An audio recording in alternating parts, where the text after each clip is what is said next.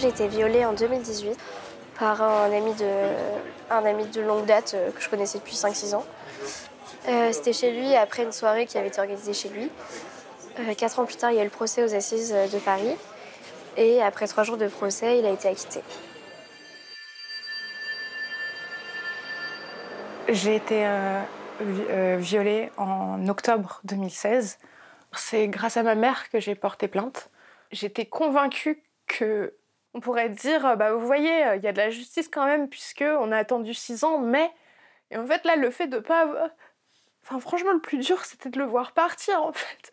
Parce qu'on s'est dit, on a fait tout ça pour rien. En France, les histoires comme celle de Karine et Clara se comptent par centaines. Selon les derniers chiffres publiés par le ministère de la Justice, pour environ 1000 faits de viol, seuls 12 agresseurs passent par la case prison. Les témoignages des victimes révèlent un parcours judiciaire semé d'embûches, où chaque étape est une nouvelle source de découragement.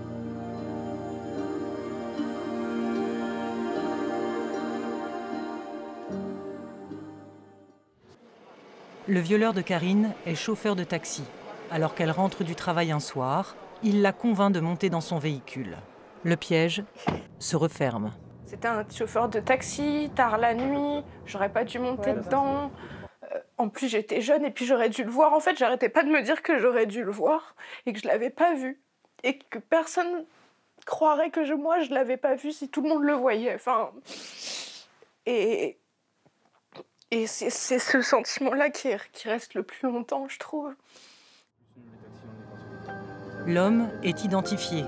Son casier judiciaire révèle une première condamnation pour agression sexuelle.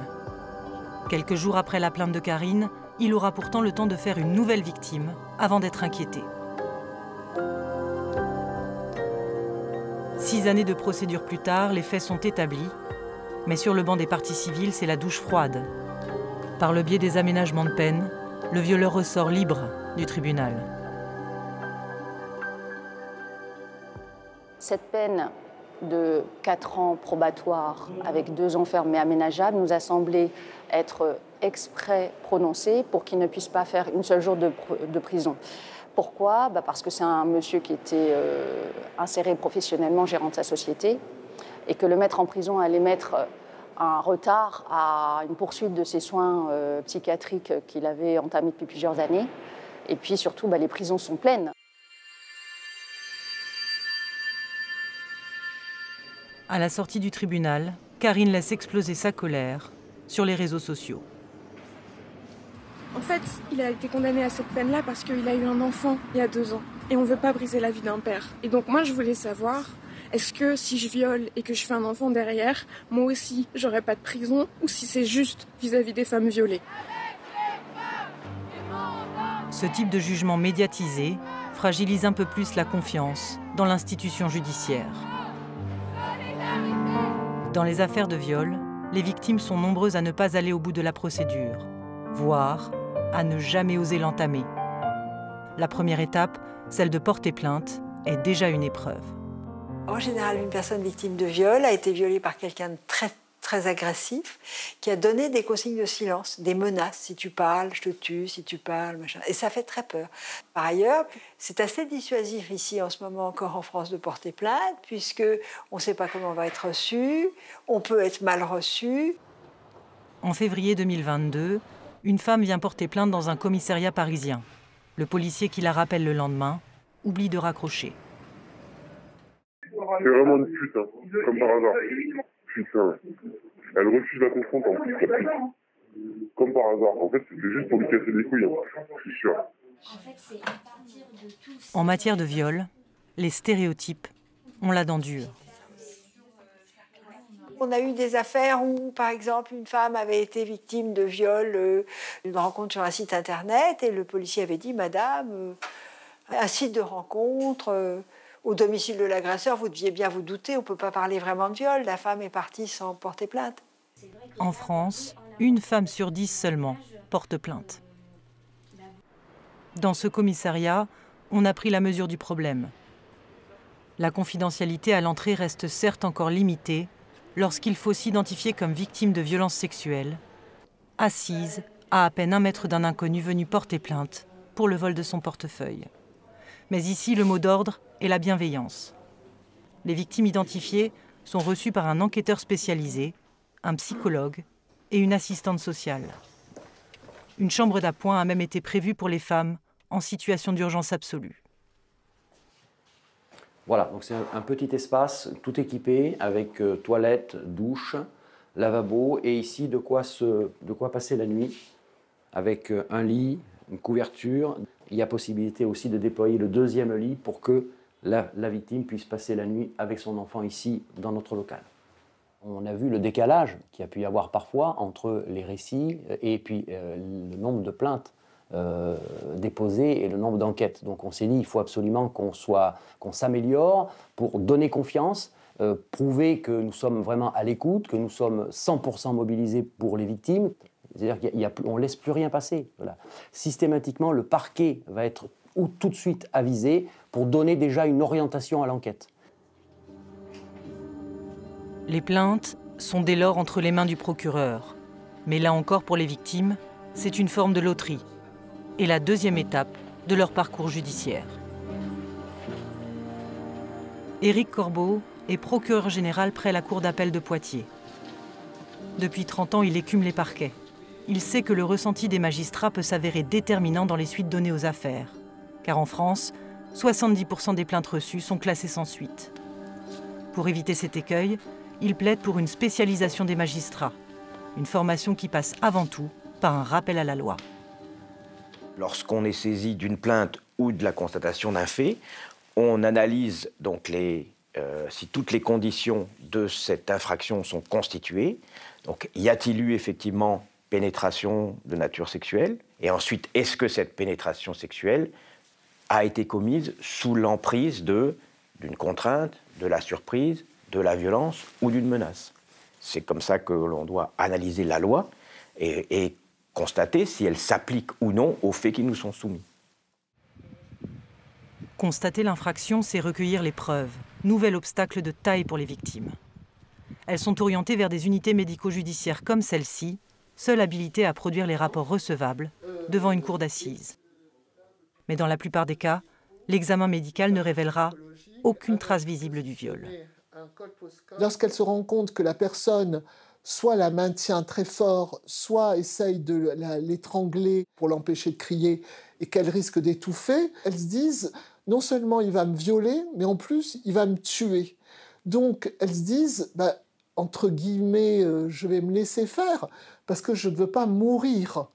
Et c'est pour ça que quelquefois on ne retrouve pas de lésions de prise ou de défense, soit il n'y en a pas, soit elles sont très minimes. Face à l'afflux des demandes et faute de médecins légistes, il faut aussi parfois attendre 15 jours pour obtenir un rendez-vous. Le temps de voir disparaître ecchymoses et autres traces ADN. Pourquoi c'est ce rendez-vous? Je vous parle d'urgence judiciaire, c'est un peu contradictoire ce que je vais vous dire. Je vais vous dire il y a des urgences judiciaires et c'est sur rendez-vous. C'est pour ne pas voir arriver 10 personnes en même temps. Et puis aussi, il y a le temps qu'on consacre à la personne. Il n'y a pas que le somatique, il y a aussi l'évaluation sur le retentissement psychologique. Et souvent, ça prend plus de temps. Le recueil des preuves s'apparente à une course contre la montre. Mais il faut souvent des années pour prendre conscience du viol et se décider à entamer une procédure. Bien sûr, il n'y a pas toujours des preuves matérielles, aussi parce que parfois, les victimes déclarent les faits très longtemps après. Et ça, effectivement, c'est des cas très fréquents. Mais dans ces cas-là, on va chercher d'autres preuves.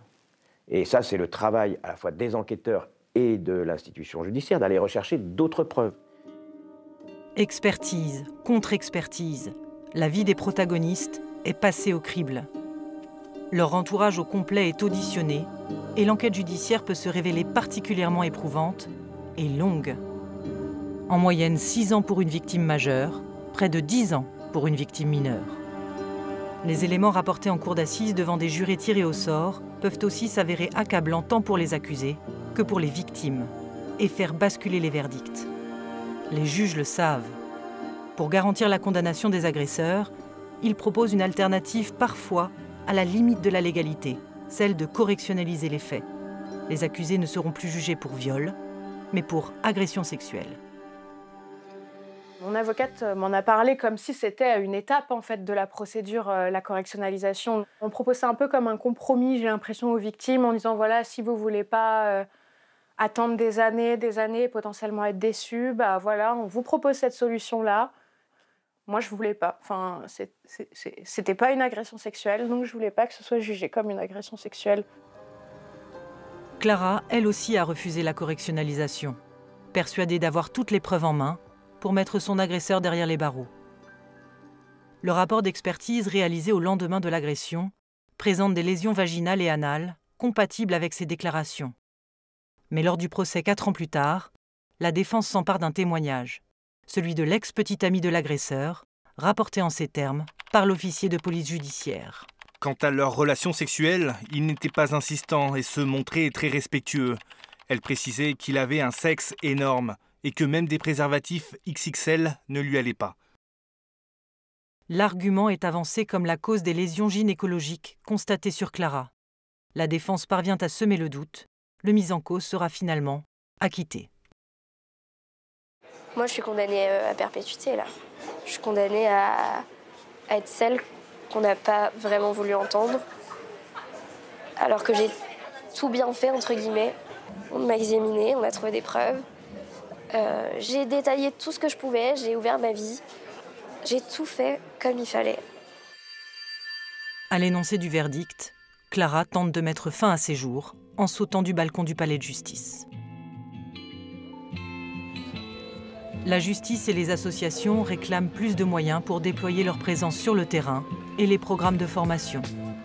Des formations destinées à déconstruire les stéréotypes autour du viol, qui trop souvent viennent parasiter les instructions et les verdicts. Dans 9 cas sur 10, le viol ne se déroule pas au détour d'une ruelle sombre, mais dans le silence du foyer, à l'abri des regards. Le violeur est son mari, son ami, son collègue, son ex-conjoint. Et les violeurs n'ont souvent pas conscience d'être des violeurs. Selon le Haut Conseil à l'égalité, 1 femme sur 3 en France déclare avoir été victime d'une agression sexuelle ou d'un viol.